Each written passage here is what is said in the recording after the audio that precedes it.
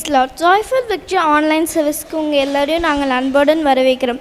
இப்பொழுது சிஸ்டர் வனிஷா அவர்கள் வேதத்தை வாசிப்பார்கள். சங்கீதம் 97 அதிகாரம் 10-12 வரை. கர்த்தரில் அன்பு கூறுகிறவர்களே, தீமையை வெறுத்து விடுங்கள். அவர் தம்முடைய பரிசுத்தவான்களின் ஆத்துமாக்களை காப்பாற்றி துன்மார்க்கரின் கைக்கு அவர்களை தப்புவிக்கிறார். நீதிமானுக்காக வெளிச்சமும் செம்மையான இருதயத்தாருக்காக மகிழ்ச்சியும் விதைக்கப்பட்டிருக்கிறது. நீதிமான்களே, கர்த்தருக்குள் மகிழ்ந்து அவருடைய பரிசுத்தத்தின் நினைவு கூறுதலை கொண்டாடுங்கள். அமேன். சிஸ்டர் தரணி அவர்கள் ஜெபம் செய்வார்கள். ஹல்லேலூயா. அன்பின் பிதாவே, பரலோகத்தின் தேவனே, நாங்கள் உம்மை துதிக்கிறோம். ஆண்டவரே, கத்தாதி கத்தரே, நாங்கள் உம்மை துதிக்கிறோம். ரட்சாதி ராஜனே, நாங்கள் உம்மை துதிக்கிறோம். அப்பா, இந்த வேலையிலும் தகப்பானே ஆண்டவரே, அப்பா, இந்த ஆன்லைன் சர்வீஸை நாங்கள் ஏறெடுக்கிறோம். நீங்கள் தகப்பானே அப்பா, எங்களோட ஆராதனை அங்கீகரித்து கொள்ளுங்க. அப்பா, இதை பார்த்து கொண்டு இருக்கிற ஒவ்வொருவருக்கும் ஆண்டவரே அப்பா, நீங்கள் தகப்பானே பேசுங்க. அவங்க ஒவ்வொருவரும் ஆண்டவரே அப்பா, இந்த ஆராதனையை பார்க்கும் பொழுது ஆண்டவரே அப்பா, உங்களுடைய பிரசன்னத்தை உணர்ந்து கொள்ளவும், ஆண்டவரே உங்களுடைய நாமத்தை அறிந்து கொள்ளவும் தகப்பனே நீங்கள் உதவி செய்யுங்க. ஆண்டவரே அப்பா, தொடக்கம் முதல் முடிவரை தகப்பனே உங்களுடைய கரம் எங்களோட கூட பார்த்து கொண்டு இருக்கிற ஒவ்வொருவர் கூட இருக்கட்டும். நீங்கள் தகப்பனே ஒவ்வொருவரையும் ஆசீர்வதிங்க, வழி நடத்துங்க. எல்லா துதிக்கான மகிமையும் ஒருவருக்கே செலுத்துகிறேன். இப்போ இயேசு கிறிஸ்து நாமத்தில் ஜெபிக்கிறேன், வேண்டுகிறேன் ஜீவனுள்ள நல்ல பிதாவே, ஆமேன். ஹல்லேலூயா. ஹல்லேலூயா. நம்முடைய தேவன் பூரண அழகுள்ளவராக இருக்கிறார். அவர் முகத்தை நம்ம பார்க்கும் பொழுது அவர் மிகவும் பிரகாசமுடையவராக இருக்கிறார். நம்ம அவருடைய முகத்தை பார்க்கும்போது நம்ம ஒருபோதும் வெட்கப்பட்டு போவதில்லை. அவர் நம்மளை வெட்கப்படுத்த விடமாட்டார். நம்முடைய தேவனை முகம் காண என்னுள்ள மேங்குதையா என்ற பாடலை பாடி இப்பொழுது கூட ஆராதிப்போம்.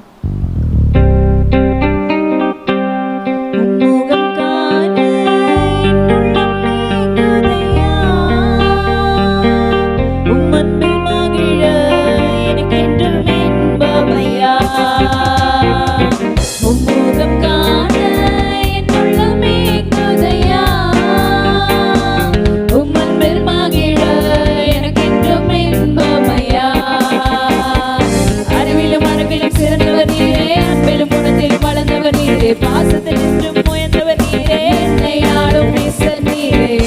I love you Jesus, I adore you Jesus, I give you my life to you Lord.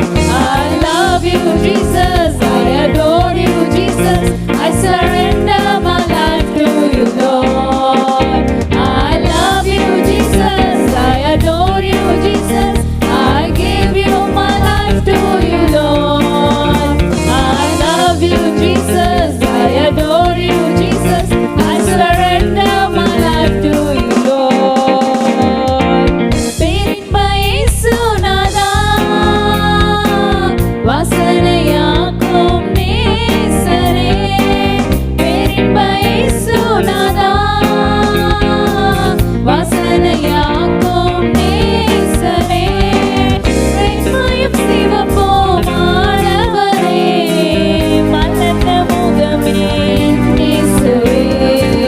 பிரேமயம் சிவப்போம் ஆண்டவரே, மலர்ந்த முகமே நேசரே. I love you Jesus, I adore you Jesus, I give you my life to you Lord. I love you Jesus, I adore you Jesus, I surrender my life to you Lord.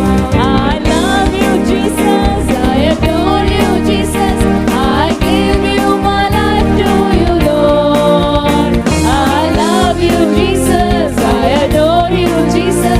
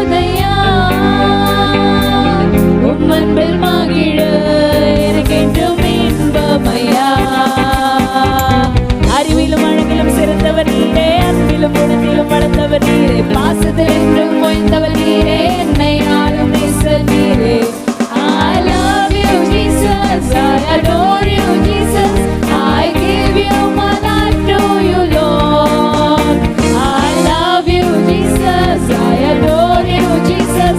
I surrender my life to you, Lord. I love you, Jesus. I adore you, Jesus. I give you my life to you, Lord.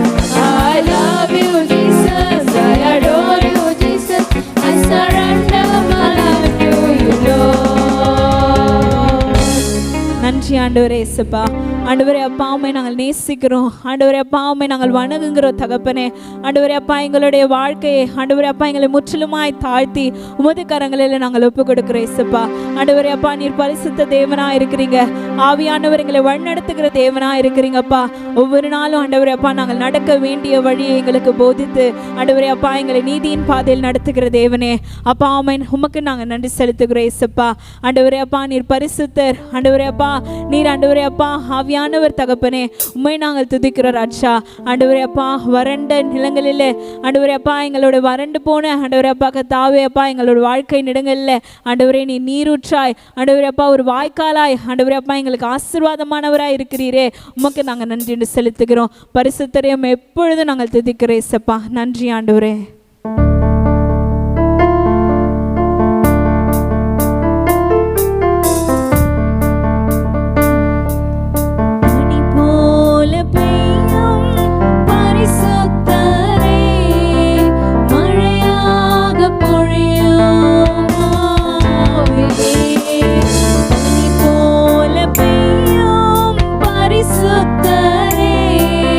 மழையாக பொழியும்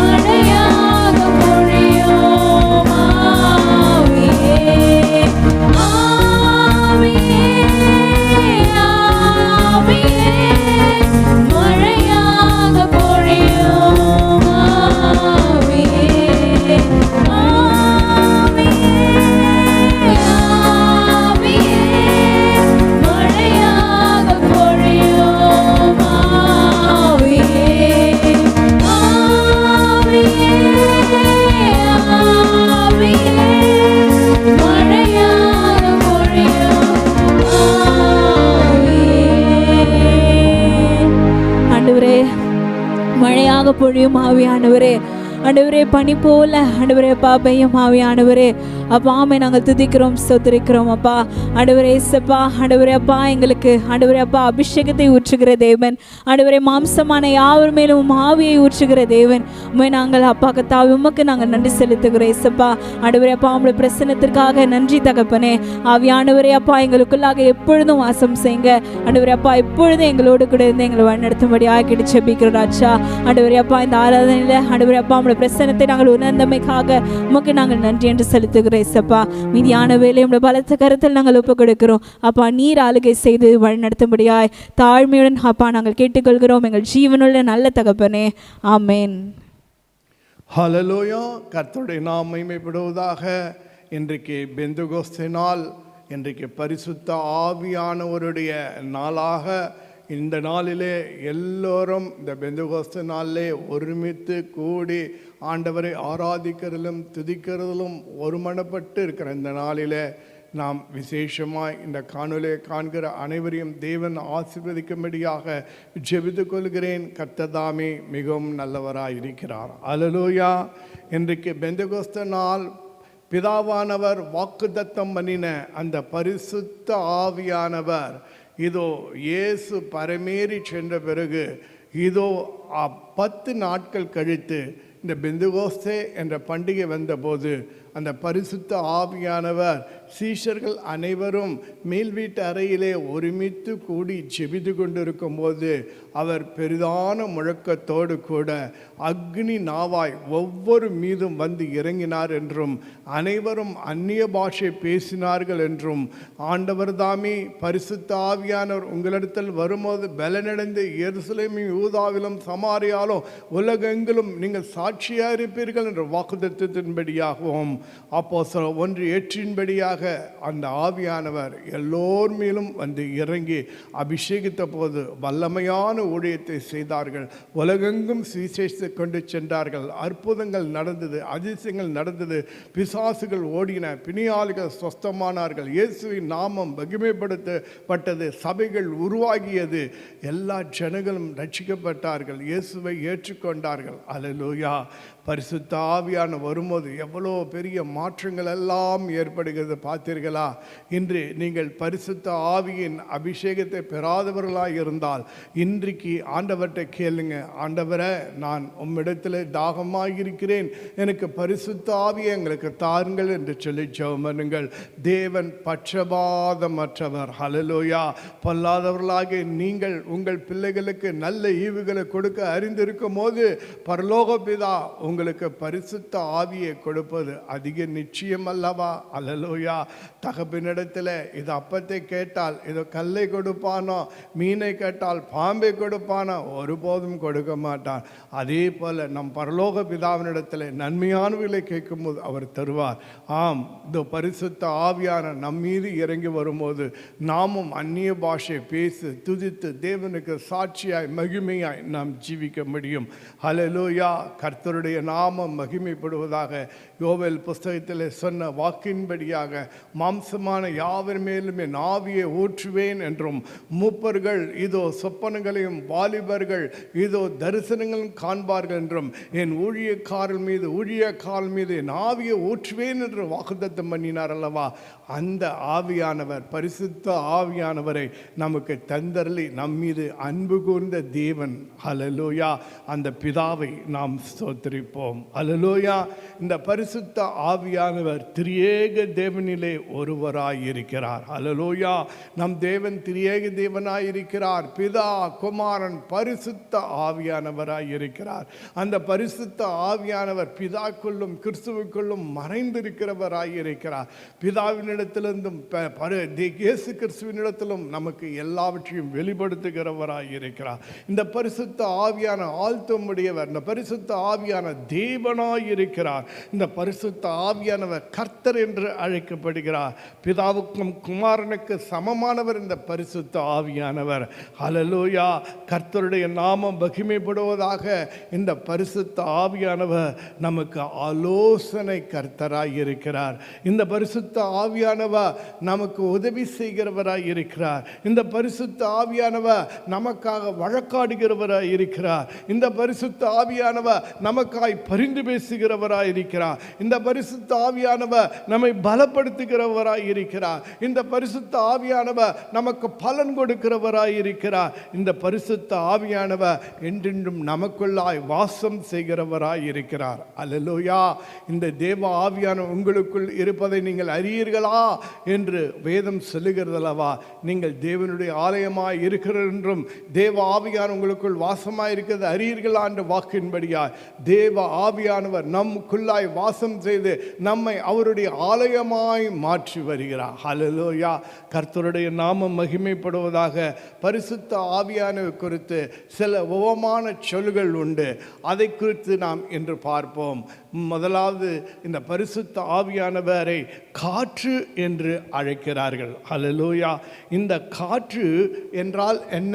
ஏன் பரிசுத்த ஆவியானவர் காற்று என்று அழைக்கிறார்கள்? காரணம் என்றால், காற்றை நாம் பார்க்க முடியாதல்லவா. ஆனால் காற்றானது பலமாய் வீசும்போது அது எவ்வளோ பெரிய கிரியைகள் எல்லாம் செய்கிறது. காற்று பலமாய் வீசிய போது செங்கடலை இரண்டாக பிரிந்ததல்லவா. ஹல்லேலூயா.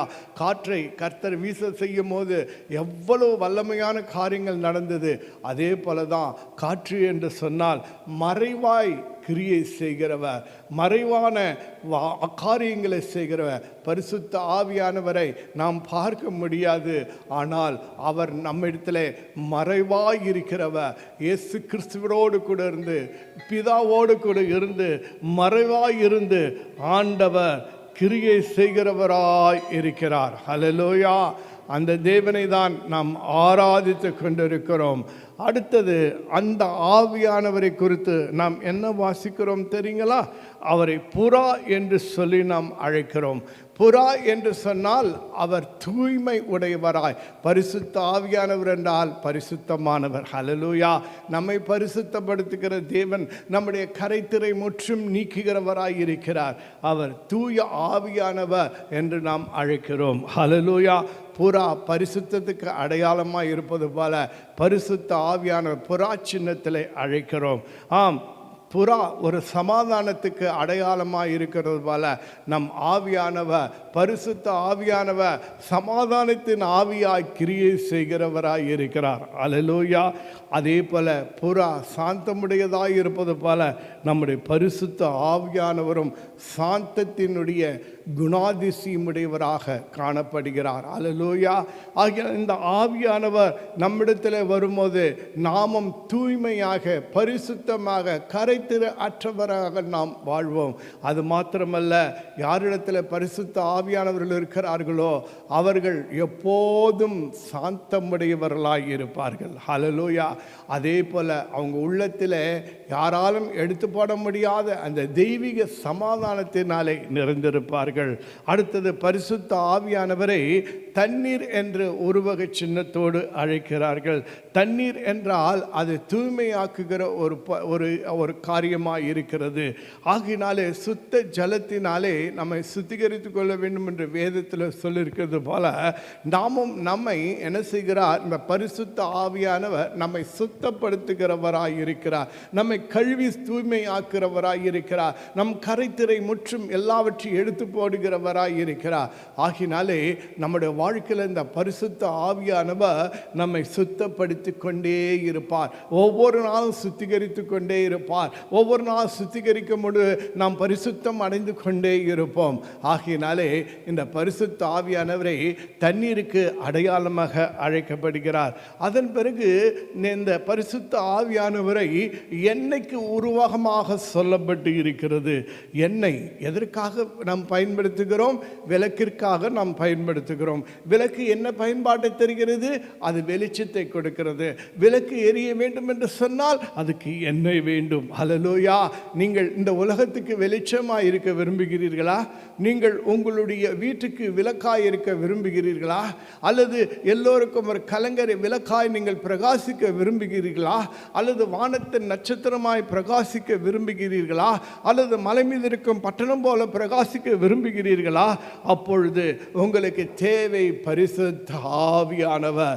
இந்த பரிசுத்த ஆவியானவர் உங்களிடத்தில் வந்தால் நீங்கள் எரிந்து பிரகாசிக்கிற விளக்காய் இருப்பீர்கள். அல்லேலூயா. அது மாத்திரமல்ல, எண்ணெய் என்பது சுகப்படுத்துவதற்கு உபயோகப்படுகிறதா இருக்கிறது.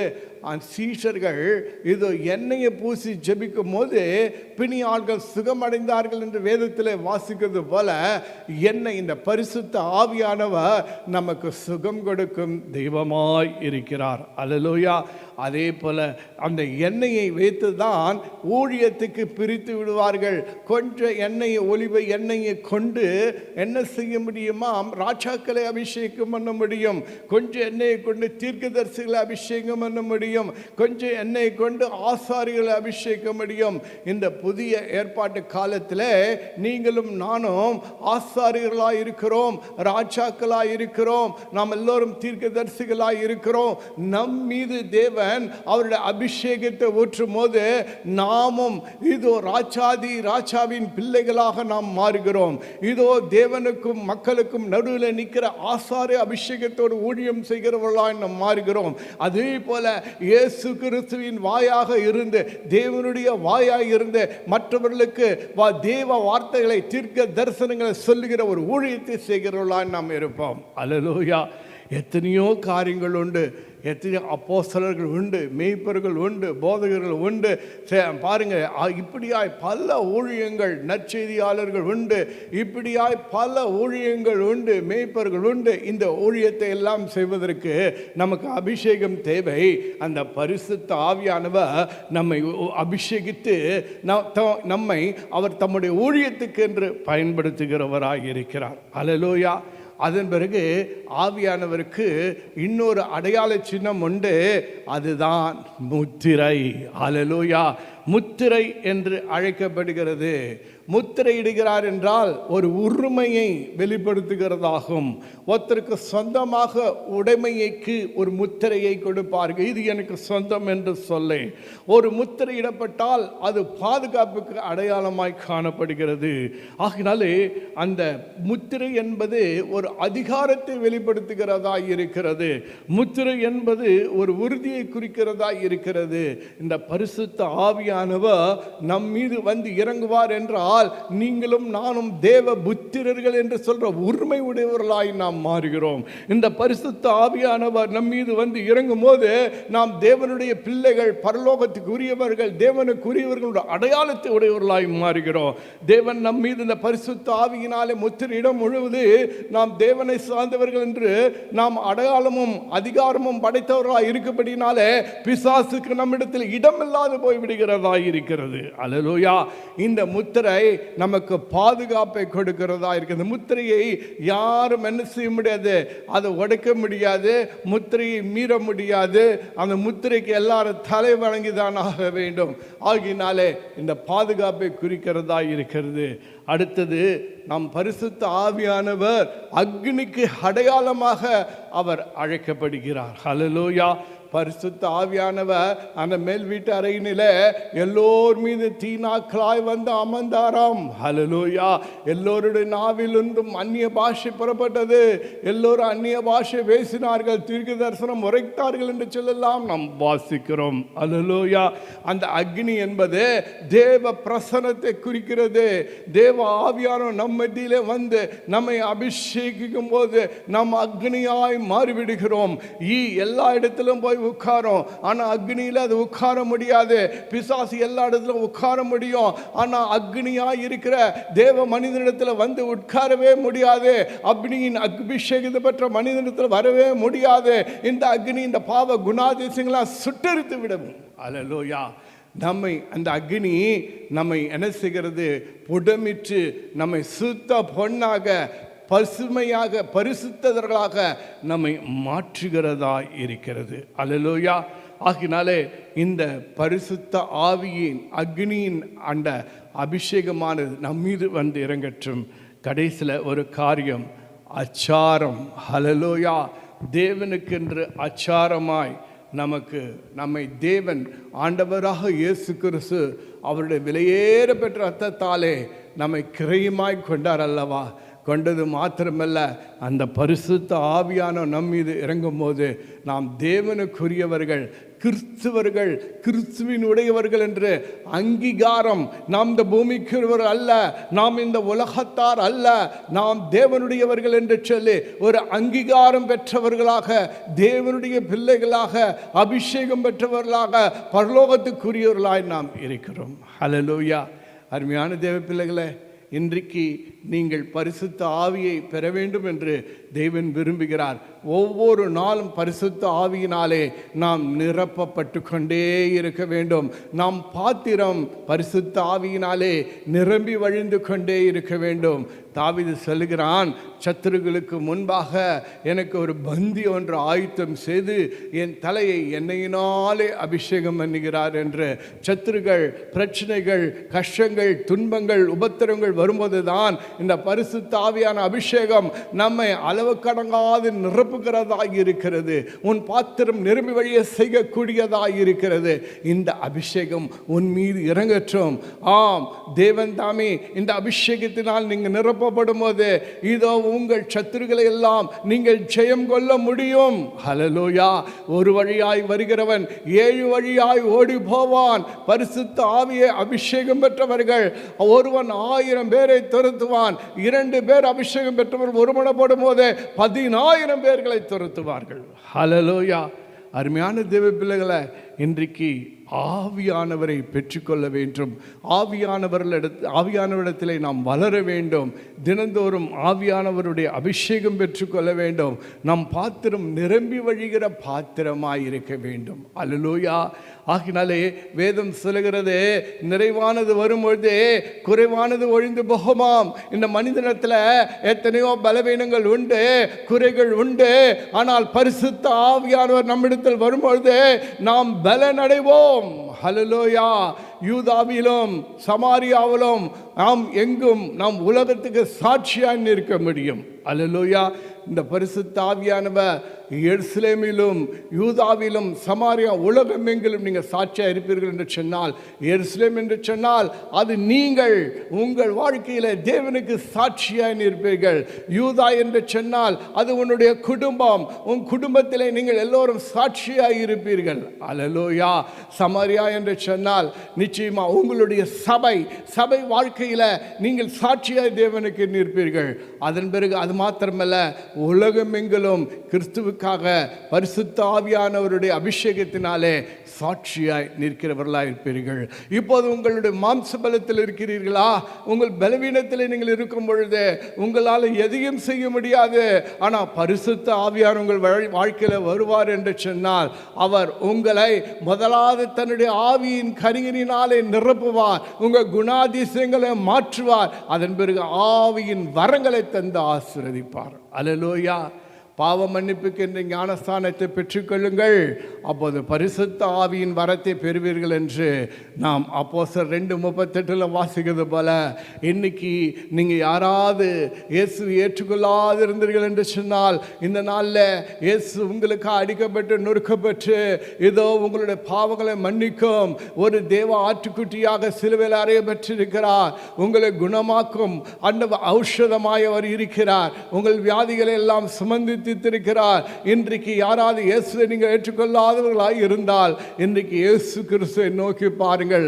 அன்புள்ள இயேசுவே, நான் உம்மை விசுவாசிக்கிறேன், நான் இடத்தில் வந்திருக்கிறேன். ஆண்டவரே, என் பாவங்களை மன்னித்தருளும், என்னை ரட்சியும். இன்று முதல் இக்கணம் முதல் உம்மை என் சொந்த இரட்சகராய் நான் ஏற்றுக்கொள்கிறேன். என் வாழ்க்கையை நீங்கள் பொறுப்படுத்திக் கொள்ளுங்க, என்னை ஆளுகை செய்யுங்க என்று சொல்ல அறிக்கை செய்யுங்க. உடனடியாய் கர்த்தர் உங்களை ரட்சிப்பது மாத்திரமல்ல, பரிசுத்த ஆவியின் அபிஷேகத்தை தந்து உன்னை ஆசீர்வதிக்கிறவராய் இருக்கிறார். அல்லேலூயா. ஆகிய இந்த பரிசுத்த ஆவியானவர் உங்களிடத்தில் வரும்பொழுது உங்களை நிரப்புகிற தேவனாய் இருக்கிறார். இந்த பரிசுத்த ஆவியானவர் உங்களிடத்தில் வரும்போது உங்களுக்கு பலன் கொடுக்கிறவராய் இருக்கிறார். பலவீனனும் தன்னை பலவான் என்று சொல்வானாக வேதம் சொல்லியிருக்கிறது அல்லவா? இந்த பரிசுத்த ஆவியானவர் உங்களை வரும்போது உங்களை பலப்படுத்துவார். இந்த பரிசுத்த ஆவியானவர் உங்களை தேவனுக்கு சாட்சியாய் நிறுத்துவார். ஆகினாலே இந்த பரிசுத்த ஆவியானவர் வரும்போது உங்களுக்கு மாம்ச சிந்தை காணப்படாது, மாம்ச கிரியை இருக்காது. உங்களுக்கு ஆவிக்குரிய சிந்தனை உடையவர்களாகவும் ஆவிக்குரிய செயல்களை உடையவர்களாகவும் நீங்கள் இருப்பீர்கள். இந்த பரிசுத்த ஆவியானவர் உங்களுக்கு வரும்போது நீங்கள் தேவ பிள்ளைகள் என்று சாட்சியாய் நீங்கள் வாழ்வீர்கள். இந்த பரிசுத்த ஆவியானவர் உங்களிடத்தில் வந்தார்னா உங்களை அவர் போதித்து வழி நடத்துகிறவராய் இருக்கிறார். அவர் உங்கள் கண் மீது கண் வைத்து ஆலோசனை சொல்லுகிறவராய் இருக்கிறார். அவர் உங்களுக்கு கனி உடைய மனிதனாக வரங்களை தருகிறவராக உங்களை மாற்றுகிற தெய்வமாய் இருக்கிறார். அல்லேலூயா. கர்த்தருடைய நாமம் மகிமைப்படுவதாக. இந்த ஆவியின் கனி, பரிசுத்த ஆவியானவருடைய கனி என்ன தெரியுங்களா? அதுதான் அன்பு, சந்தோஷம், சமாதானம், நீடிய பொறுமை, தயவு, நற்குணம், விசுவாசம், சாந்தம், இச்சை அடக்கம். ஹல்லேலூயா. இது மாத்திரம் அல்ல, இன்னும் நிறைய இருக்கிறது. நமக்கு நீதி, உண்மை, நற்கிரியை இவைகளெல்லாம் ஒன்று. ஹல்லேலூயா. இவைகளெல்லாம் உடையவர்களாக தேவன் நம்மை மாற்றுகிறவராய் இருக்கிறார். கர்த்தரை நாம் இந்த பரிசுத்த ஆவியானவர் நம்மிடத்தில் வந்த பிறகு நாம் அவருக்கு செவி கொடுக்க வேண்டும். செவி கொடுக்காது இருந்தால் நிச்சயமாய் நாம் தேவன் அவர் துக்கப்படுவார். ஆவியானவரை சோதிப்பதோ, ஆவியானவர் துக்கப்படுத்துவதோ, ஆவியானவரை அமைப்பித்ததோ, ஆவியானவரை அவித்து போடுவதோ, ஆவியானவருக்கு எதிராய் நிற்பதோ, ஆவியானவரிடத்தில் பொய் சொல்லுவதோ இதெல்லாம் கூடாது. ஹல்லேலூயா. அவை விரும்புவதில்லை. ஆவியானவரை நாம் ஒருபோதும் என்ன செய்யக்கூடாது? நாம் விசனப்படுத்தக்கூடாது. இவைகள் எல்லாம் ஆவியானவருக்கு விரோதமான பாவங்கள் என்று அழைக்கப்படுகிறதா இருக்கிறது. ஹல்லேலூயா. கர்த்தருடைய நாமம் மகிமைப்படுவதாக. இந்த ஆவியை நீங்கள் பெற்றுக்கொள்ள செய்ய வேண்டியது என்னன்னா, முதலாவது கர்த்தரை தேடுங்கள். ஹல்லேலூயா. விசுவாசமாக இருங்க. விசுவாசம் உள்ளவர்களுக்கு, கர்த்தரை தேடுகளுக்கு, கீழ்ப்படுதல் உள்ளவர்களுக்கு தேவன் பரிசுத்த ஆவியை தருவார். இந்த பரிசுத்த ஆவிக்காக நீங்கள் தாகமுடையவர்களாக இருக்க வேண்டும். தாகமுள்ளவர்களாக இருந்தால் இந்த தாகமுள்ளவர்களே என்னிடத்தில் வாருங்கள் என்று சொன்னார் அல்லவா? இந்த பரிசுத்த ஆவி உங்களுக்கு அருளப்படும். அல்லேலூயா. இயேசுவின் ரத்தத்தில் நம்பிக்கை வைங்க. இயேசுவை ஏற்றுக்கொள்ளுங்க. இயேசுவினுடைய ஆளுகையை ஏற்றுக்கொள்ளுங்க. இயேசு உங்களை வழிநடத்தட்டும். அவர் உங்களுக்கு பரிசுத்த ஆவியானவரை தருவார். அல்லேலூயா. கர்த்தருடைய நாமம் மகிமைப்படுவதாக. கர்த்தர் மிகவும் நல்லவராய் இருக்கிறார். நாம் ஜெபமனோமா, ஆண்டவரே, இந்த பெந்தகோஸ்தே நாளன்று நாங்கள் எல்லோரும் ஒரு மன கூடி உம்மை ஆராதி துதித்து ஸ்தோத்திரிக்க கொடுத்த கிருபைக்காய் உமக்கு ஸ்தோத்திரம். ஆண்டவரே, இன்றைக்கு யாரெல்லாம் இந்த காணொலியை காண்கின்றவர்கள் பரிசுத்த ஆவிக்காக தாகமுடையவர்களாக இருக்கிறார்களோ அவர்களை தேவனே, நீங்கள் உங்கள் பரிசுத்த ஆவியினால் நீர் வாக்குத்தத்தம் பண்ணின அந்த பரிசுத்த ஆவியை தந்து ஆசீர்வதிங்க, நிரப்புங்க. ஆண்டவரே, ஆவியின் கனி உடையவர்களாக, ஆவியின் வரங்களுடையவர்களாக மாற்றுங்கப்பா. ஒவ்வொரு மீதும் அந்த அபிஷேகம் இறங்குவதாக. இயேசுவின் நாமத்தை செபிக்கிறேன், வேண்டிக் கொள்கிறேன். ஆரம்பம் முதல் முடிவு வரைக்கும் எங்களை வழிநடத்தின் தேவனுக்கு கோடி கோடி ஸ்தோத்திரம். காணிக்க அருளுகிற பிள்ளைகளை அனைவரையும் ஆசீர்வதிங்கப்பா. ஒவ்வொருடைய தேவைகளை சந்திங்க. ஆண்டவரை கிருபையாய் இரக்கமாயிருங்க, தயவாக இருங்கப்பா. விசுவாச குடும்பத்தில் இருக்கிற பிரச்சனைகள் நீங்கள் போகட்டும் ஆண்டவரே. குழந்தை பாக்கியத்துக்காக காத்திருக்கிற குழந்தை பாக்கியத்தை பெற்றுக்கொள்ளட்டும் ஆண்டவரே.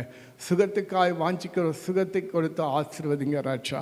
ஆண்டவரா, கடன் பிரச்சனை இருக்கிறவர்களை விடுதலை செய்யுங்க ஆண்டவரே. அப்பா, நல்ல வேலைக்காக ஆண்டவரை ப்ரமோஷனுக்காக காத்திருக்கிறவர்களுக்காக ஆண்டவரே நீர் உதவி செய்யும் ஆண்டவரே. யாராவது குடும்பத்தில் ரட்சிக்கப்படாதவர்கள் இருப்பார்கள் என்றால் அவர்களை ரட்சிப்புக்குள்ளாய் நீங்கள் கிருபையாய் வழிநடத்தும்படியாக கேட்டு செபிக்கிறேன். நீங்களே மெய்யான தெய்வம், இரட்சகராய் இருக்கிறேன் ஆண்டவரே. எல்லோரையும் அதை கருத்தில் ஒப்பு கொடுக்கிறேன். ஆசீர்வதிங்க இயேசுவின் நாமத்தில் பிதாவே, ஆமேன். என் ஆத்மாவே கர்த்தரை ஸ்தோத்திரி, என் முழுவதுமே பரிசுத்த நாமத்தை ஸ்தோத்திரி.